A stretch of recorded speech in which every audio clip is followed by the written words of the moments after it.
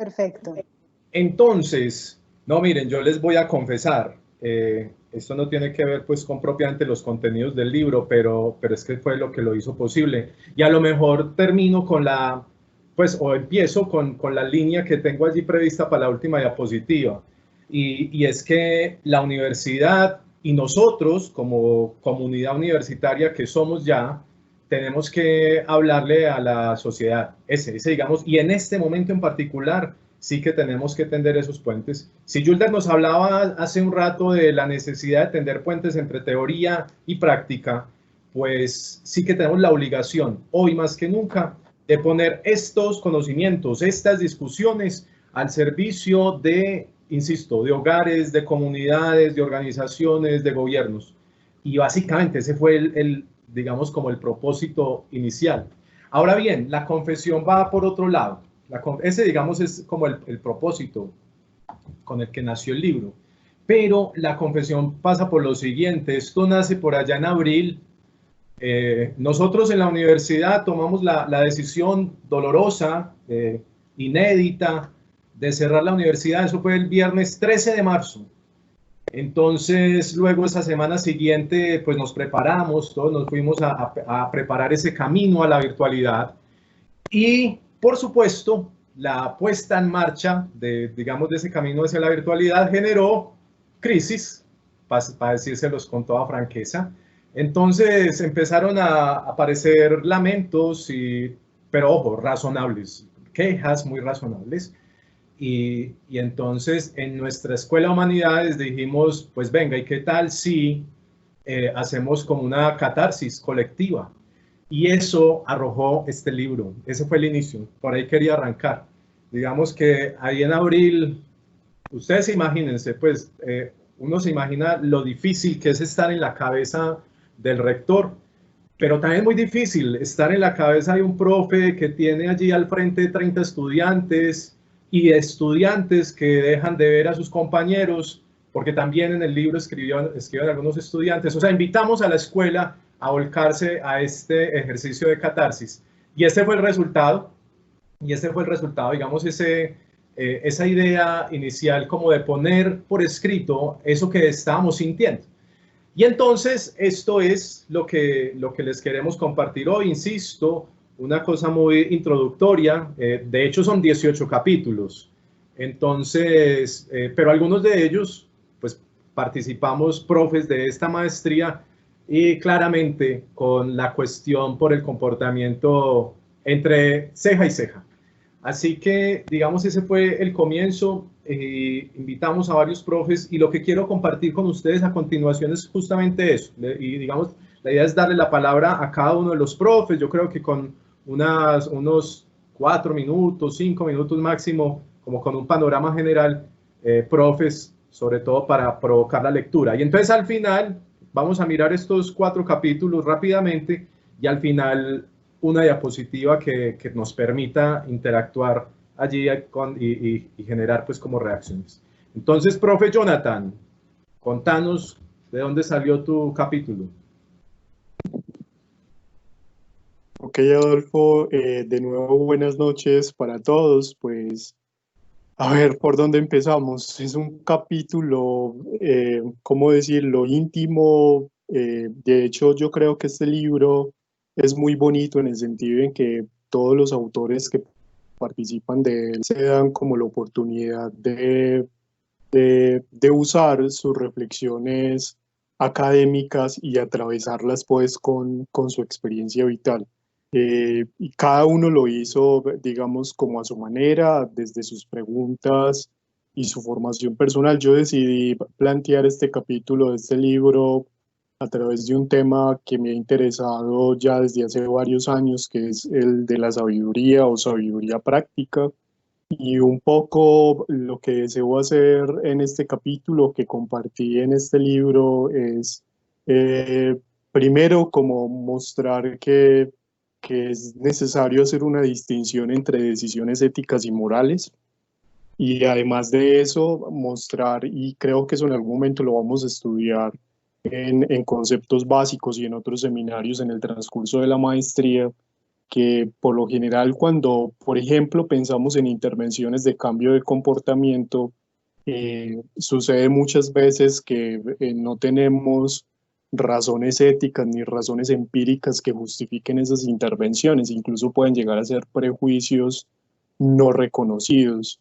Eso ha generado, digamos, unos debates muy bonitos, muy interesantes en un montón de dominios. Yo en este momento estoy interesado especialmente con varios estudiantes y colegas como en los estudios del comportamiento aplicados en la dimensión de la ética en inteligencia artificial y tecnologías de la información.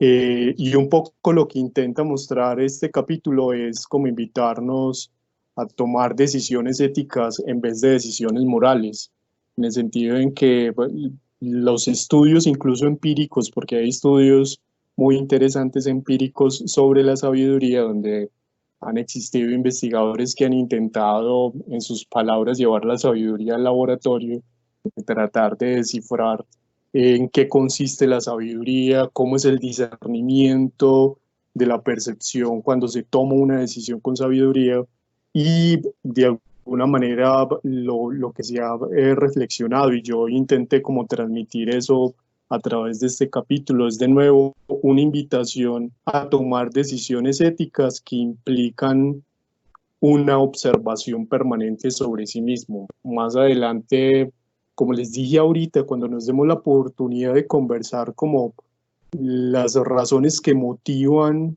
un diseño específico, cuando queremos cambiar un comportamiento específico, muchas veces no nos hacemos la pregunta más obvia, y es ¿por qué queremos cambiar ese comportamiento y por qué creemos que cierto comportamiento es deseable? Muchas veces, cuando queremos de nuevo cambiar un comportamiento, podríamos tener prejuicios no reconocidos. Este capítulo invita a eso, plantea preguntas de este tipo, por ejemplo, quién o con quiénes se toman las decisiones más importantes en los lugares donde estamos, en las organizaciones donde trabajamos, con quienes compartimos nuestra vida cotidiana, qué criterios morales prevalecen en estas decisiones, etcétera, etcétera. Yo quisiera un poco ya como para cerrar esta gran idea sobre este capítulo, leerles uno de los epígrafes que utilizo en ese capítulo. Acá tengo el libro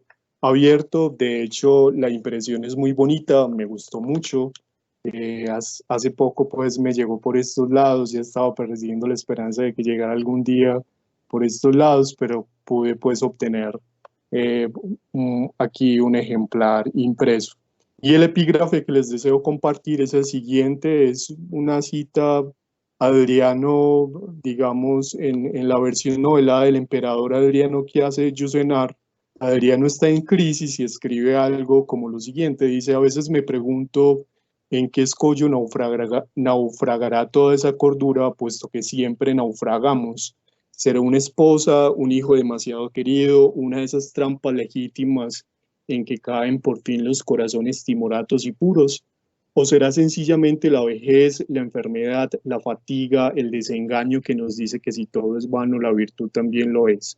Ese epígrafe es como una invitación, muestra, digamos, que a veces los escenarios de incertidumbre como los que estamos viviendo en este momento pueden desatar preguntas críticas de este tipo. Yo creo que todos, de manera directa o indirecta, podríamos estar atravesando dilemas morales que nos exigen en este momento tomar decisiones difíciles, y ese capítulo lo que hace es tratar de invitarlos a pensar en que tal vez la sabiduría, siempre la apuesta por la sabiduría que no pelea con el conocimiento, incluso que puede armonizar muy bien, puede ser un buen recurso para tomar decisiones éticas en condiciones de incertidumbre. Así que los invito a revisar todo el libro. El libro yo he tenido la oportunidad, me ha dado la oportunidad más bien de leer varios capítulos, y hay cosas muy bacanas, muy interesantes.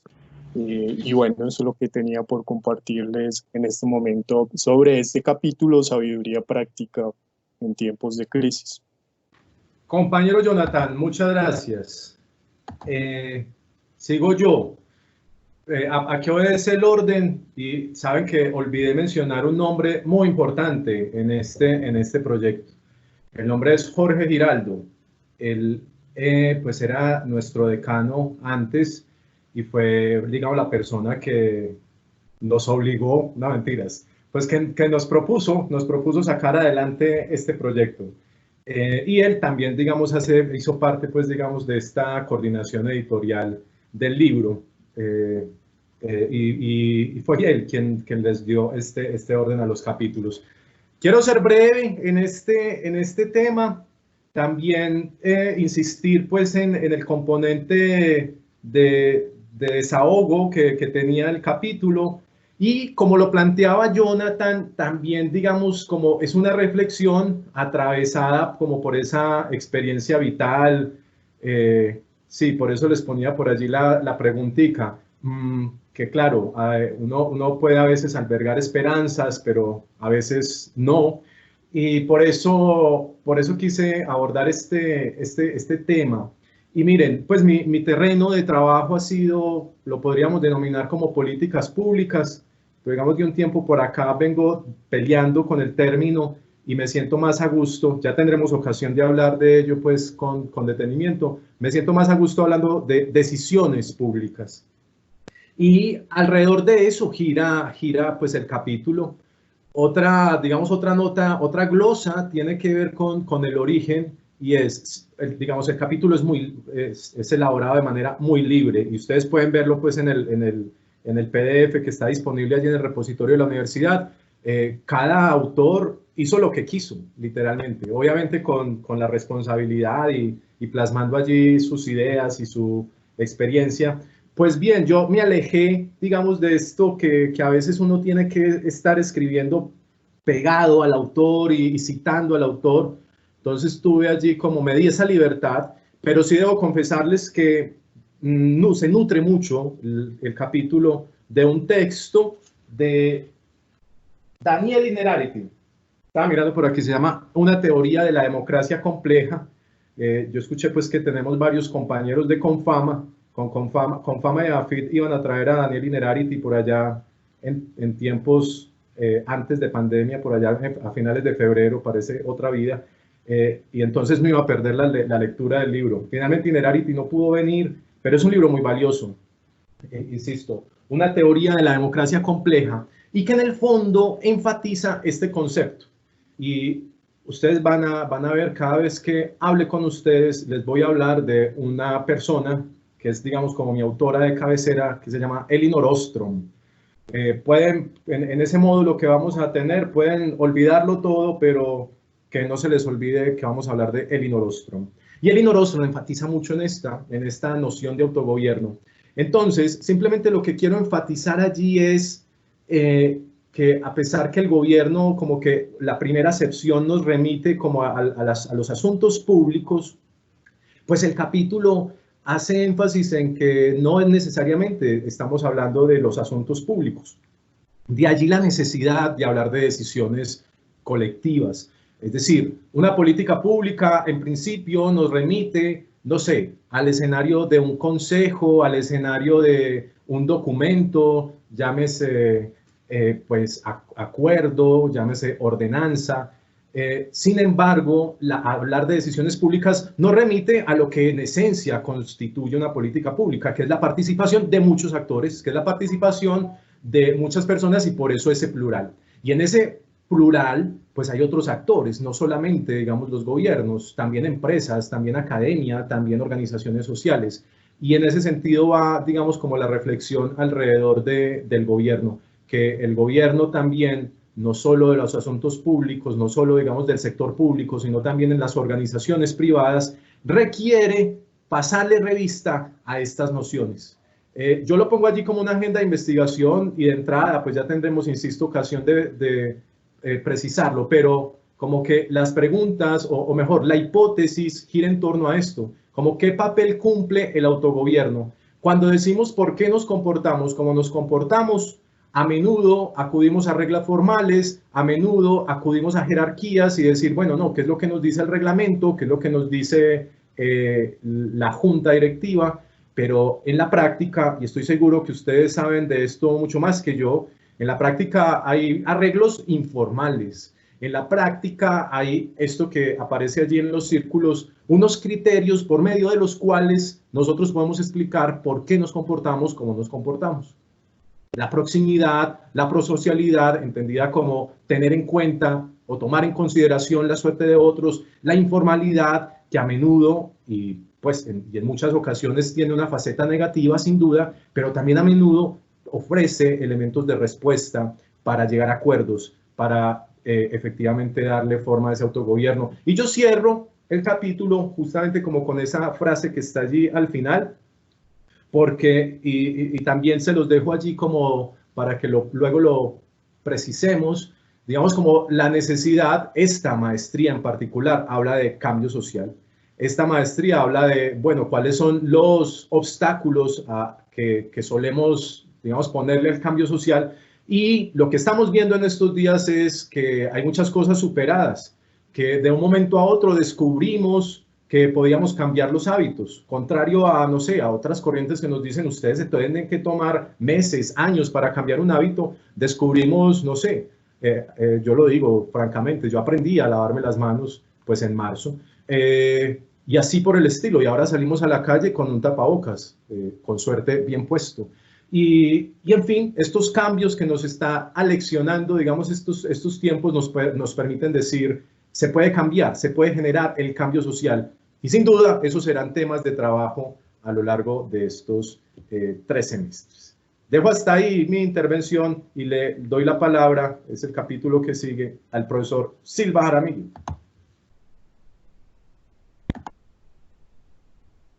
Bueno, de nuevo buenas noches. Antes de cualquier cosa, ahorita se me olvidó como un par de avisos parroquiales que eran necesarios. El profe Jonathan sí los hizo con mucho más juicio, y es que el otro viernes, en 8 días, arrancamos clase a las 6 de la tarde por este medio también. En Interactiva ya está la información para la próxima clase, están las lecturas, hay algunas actividades ahí propuestas. Entonces, para que le peguen una chismoseadita este fin de semana y vayan adelantando y se preparen para que nos veamos dentro de 8 días a la clase de seminario interdisciplinar. Un poco, como les contaban ahorita los demás profesores, el libro fue ante todo una válvula de escape cuando muchos estábamos intentando encontrar respuestas también en esta situación tan particular. En mi caso, muchas de las preguntas iban dirigidas a comprender cosas que empezamos a ver que provocaba la pandemia y que además muy rápidamente provocó pues, las medidas asociadas a la pandemia, en particular la cuarentena, en particular las medidas y digamos las sugerencias de ciertos comportamientos de cuidado que se estaban planteando, el uso del tapabocas, pero además el uso correcto del tapabocas, el lavado de manos de manera sistemática. La introducción de todas estas medidas novedosas, de estos cambios particulares en las expectativas de comportamiento de las personas, digamos que fue el punto que más me llamó la atención. Entre otras cosas porque algo que ocurría y que todavía sigue ocurriendo, digamos, es algo bastante común, son o las preguntas sistemáticas o las respuestas de pronto no tan satisfactorias que se pueden encontrar en redes sociales. Probablemente uno de los casos más paradigmáticos y el que más me llama la atención, el que recuerdo era más particular, era durante los primeros meses, todavía ocurre, pero durante los primeros meses hubo una campaña, digamos, sistemática por parte, en particular de la Policía Nacional, pero algunas alcaldías también municipales, de poner el énfasis y de hacer mucho énfasis en el control que estaban haciendo sobre el incumplimiento de las medidas.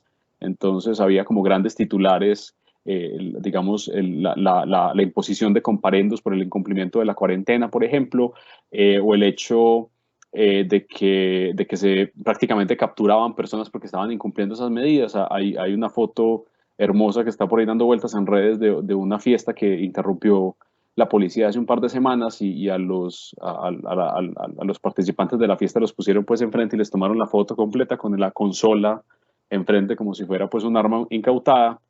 Entonces hay todo ese esfuerzo particular, ese esfuerzo que en ese momento, y es una cosa interesante, es un esfuerzo probablemente bien intencionado de parte de las autoridades por intentar mostrar que están controlando lo que ellos consideran un comportamiento pues, que está siendo incumplidor y que está poniendo en riesgo a las personas.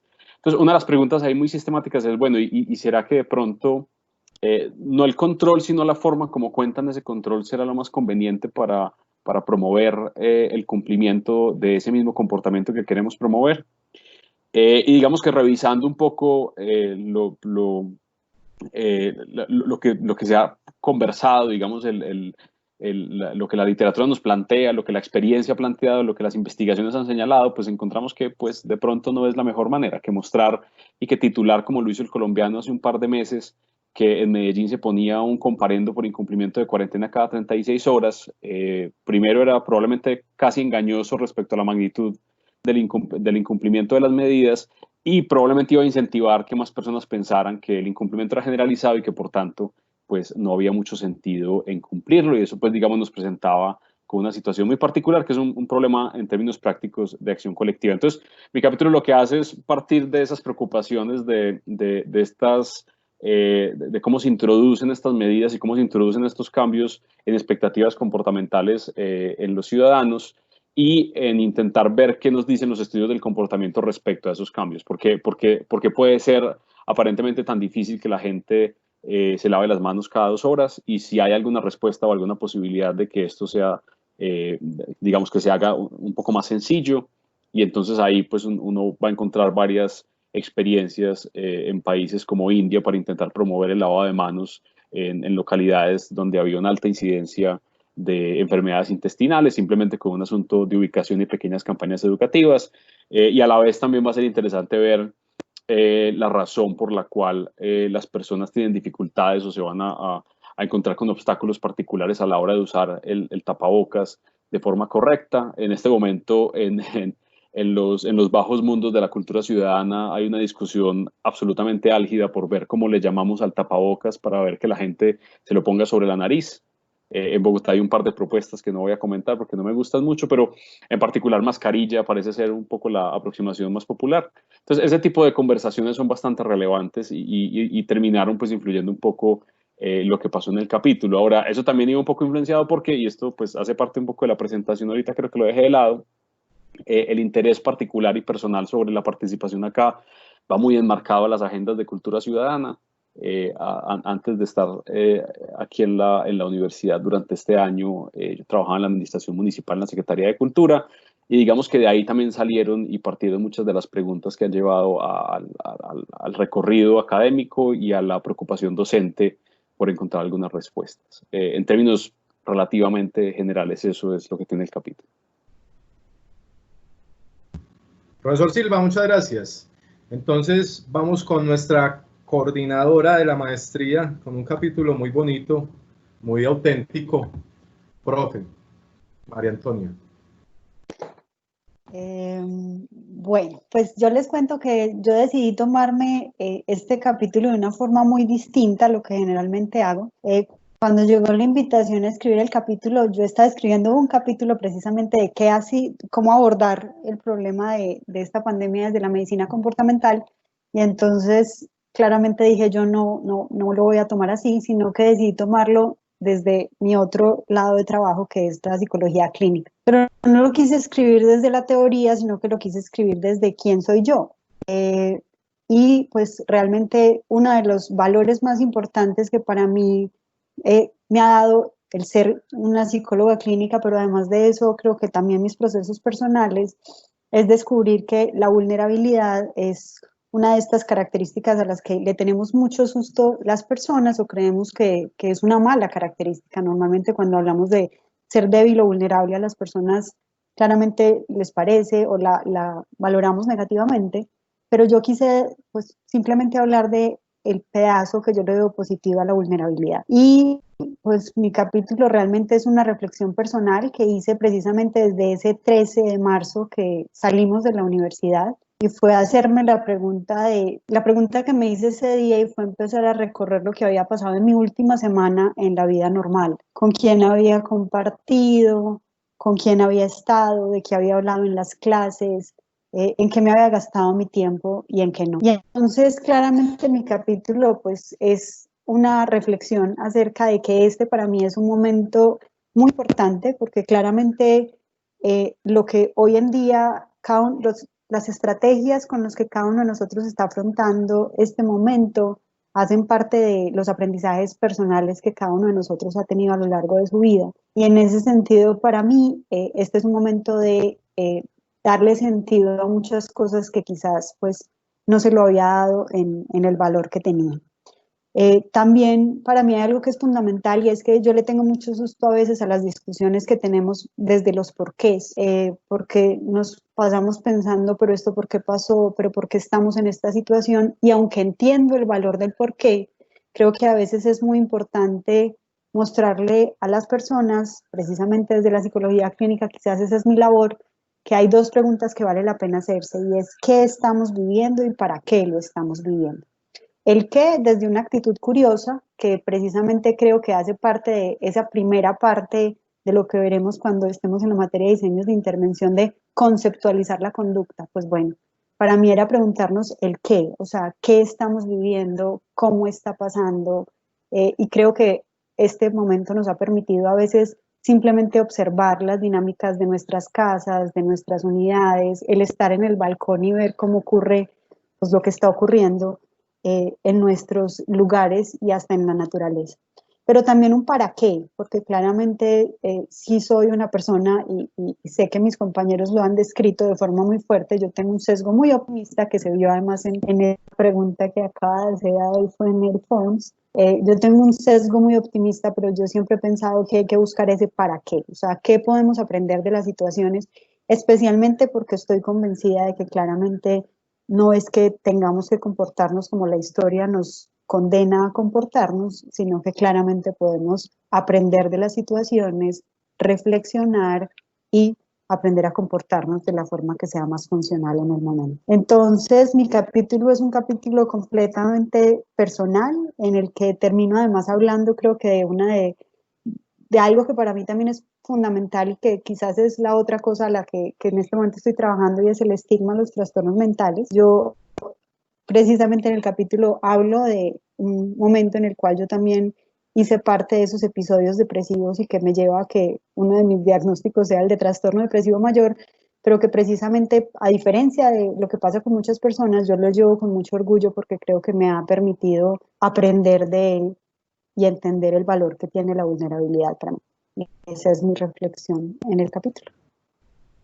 Profe María Antonia, muchísimas gracias. Entonces, miren, no, ya vamos terminando pues esta, insisto, provocación para leer el libro, y quisiéramos terminar con una última diapositiva, pero incluso les quiero proponer lo siguiente para que aprovechemos ahí en el chat, digamos, como manera de testimonio este primer día de esta inauguración de nuestra comunidad de estudios del comportamiento. Les propongo que abordemos como esta cuestión, o pues o que nos pongan allí en el chat como alguna reflexión. Y entonces queremos terminar con esto. Profes Jonathan, Santiago, María Antonia, es claro, y digamos a eso obedece el libro, el tema de la complejidad. Primero, la perplejidad que nos puede generar todo esto. Ese 13 de marzo, la semana siguiente, cuarentena por la vida, en fin, todo esto pues lo recibimos a veces con desconcierto. Pero luego pues nos ponen que esto que creíamos que era un par de meses, pues ya llevamos 4 y contando. Claramente estamos en un ambiente de incertidumbre y complejidad. La pregunta es qué tan preparados estamos para gestionar esto que estamos viviendo. Y en el fondo es una pregunta capciosa, porque a lo que los quiero motivar es, hombre, es que esta maestría justamente nos da elementos para responder esa pregunta. Ahorita nos contaban un par de compañeras que les llama la atención la pregunta como central de por qué nos comportamos como lo hacemos. Pues bien, hoy yo les quiero como plantear esa pregunta, insisto, y es pregunta, no para recibir únicas respuestas, todo lo contrario, para hacerle más preguntas a ella, en fin, y cómo nos preparamos para promover cambios desde lo personal hasta ese cambio social impostergable del que se habla por allí. ¿Alguna reflexión, profe Jonathan, como transversal? Uy, bueno, me cogiste un poco, bueno, no sé, digamos que lo que quisiera compartir es Me parece, bueno, sobre el libro concretamente, como les decía ahora, tiene unos capítulos muy, además de esta breve descripción que acabamos de hacer, unas cosas muy, muy bonitas de investigadores y profesores que, que usaron pues como todo su background en su vida personal y profesional para plantear unas reflexiones muy interesantes. Y bueno, no, digamos que el cierre, mi último comentario como para despedirme en esta parte es que desearles a todos como la mejor de las suertes en el proceso de aprendizaje. Creo que se vienen unas conversaciones muy valiosas, muy tremendas, sobre todo pues aprovechando la formación y la experiencia vital que todos tenemos. Y bueno, eso es lo que quería, digamos, como compartirles ya para cerrar esta parte. Yo espero en un ratico escribirles para compartirles como alguna información general, así como lo hizo Santiago, para que nos podamos ver el próximo sábado a las 8 de la mañana e iniciar una conversación sobre conceptos básicos en estudios del comportamiento. Gracias, profe Jonathan. Qué pena tirártela ahí al palo. Profesor Santiago, una reflexión ahí final. Algo sencillo, digamos, independiente de que todos tengamos esta sensación de lo significativo que puede ser este espacio, lo significativo que es la maestría, de lo significativo obviamente de esta como conexión de experiencias, una de las cosas que los invito a que lo hagan, y la idea es que incluso lo hagamos durante el semestre, pues en la clase, es a identificar lugares en los cuales esta conversación se está dando. Y algo muy interesante pero frustrante sobre esta conversación sobre comportamientos es que aunque la conversación es muy popular, y uno encuentra mucha gente queriendo hablar sobre esto y pues digamos las agencias de cooperación internacional están felices sacando reportes, ya hay como un momento de oportunidad muy particular, pero cuando uno llega a ciertos lugares específicos donde le encantaría que esto fuera más relevante, no lo es tanto. Me refiero por poner un ejemplo un poquito injusto, pues a ciertos abordajes comunicacionales que se han hecho desde los gobiernos para abordar asuntos como la pandemia, desde lugares incluso organizacionales, pues todavía se siente como esa sensación de que aquí hay algo importante, pero no saberlo cómo coger. Entonces, hay una responsabilidad curiosa en que ustedes sean el primer grupo de esta maestría, y es que no solamente es lo que podamos construir acá con ustedes, sino que pues, ustedes son como nuestra punta de lanza para que esta conversación se instale en muchos lugares de forma juiciosa. Pero insisto, por esa razón que es muy frustrante, en donde esto parece muy relevante, en todos lados uno ve conversaciones sobre estudios del comportamiento, sobre economía conductual, etcétera, pero en muchas ocasiones cuando llegamos al momento en el cual esto se va a llevar a intervenciones puntuales, a acciones específicas, la cosa se vuelve un poco gaseosa. Entonces, hay un momento de oportunidad que también hay que saber aprovechar, pero también una responsabilidad particular sobre estas conversaciones. En parte, de forma tangencial, pero más o menos el capítulo también abordaba esa idea de aquí hay todo este montón de conocimiento que nos podría ayudar a tomar mejores decisiones. En esto me refiero sobre todo a las entidades públicas. Sería genial que echaran mano de eso un poquito más, seguramente, de lo que de pronto ya lo hace. Gracias, profe Silva. Y profe María Antonia, compártanos pues su reflexión. No te escucho, profe María Antonia. Perdón, ya. Que basado en lo que estaba diciendo Santiago y basado en mi sesgo optimista, creo que aquí hay una cosa interesante, y es quizás se ha hecho un manejo que no siempre ha sido el adecuado, pero yo de verdad estoy convencida de que pues, estudiar el tema de los estudios del comportamiento en la mitad de una pandemia nos da una responsabilidad mayor de que estos conocimientos que tenemos y estas motivaciones que tenemos basados precisamente en el modelo del COM para analizar el comportamiento, ahora necesitamos acabar de formar las capacidades, pues tanto psicológicas como físicas si es necesario, y hacer algunas oportunidades físicas para que se empiecen a aplicar mejor. Tenemos la ventaja de que aquí tenemos comunicadores, tenemos ingenieros, tenemos todas las disciplinas para poder hacer un cambio ya no orientado desde un ladito del saber que empieza a decir, vean, esto es importante, sino que claramente en este lugar y en esta reunión virtual, creo que pues claramente estamos teniendo una oportunidad de verdad empezar a hacer una transformación cultural, al menos en Medellín, y sabemos también que en el eje cafetero, por una de nuestras estudiantes. Entonces creo que tenemos como empezar a influenciar y yo creo que para mí fue maravilloso que quisiéramos hacer esta conversación el día de hoy, porque pensar las crisis claramente significa empezar a pensar qué podemos hacer para hacer esto diferente. Y entonces la motivación sabemos que la tenemos todos aquí, las oportunidades parece que existen, además estamos unidos mucho y bueno, entre todos quizás acabemos de formar las capacidades para hacerlo de la forma adecuada. Gracias, profe. Yo simplemente quería compartir algo, a riesgo de ser redundante, como les mencionaba al comienzo, digamos, como con esta obligación que tenemos como académicos. Y ojo, a partir de hoy todos somos académicos. Ustedes ya tienen la camiseta de AFIT puesta y cuando entonces hablen por ahí de la academia, nos tenemos que sentir concernidos, interpelados. Y ese es el reto, como que todo esto que estemos conversando acá, llevarlo pues a la vida real de las decisiones, poco como que desde acá podamos nutrir esas decisiones públicas y hagamos realidad como ese ideal de tener procesos de decisiones públicas informadas. Eso simplemente quería con eso concluyo.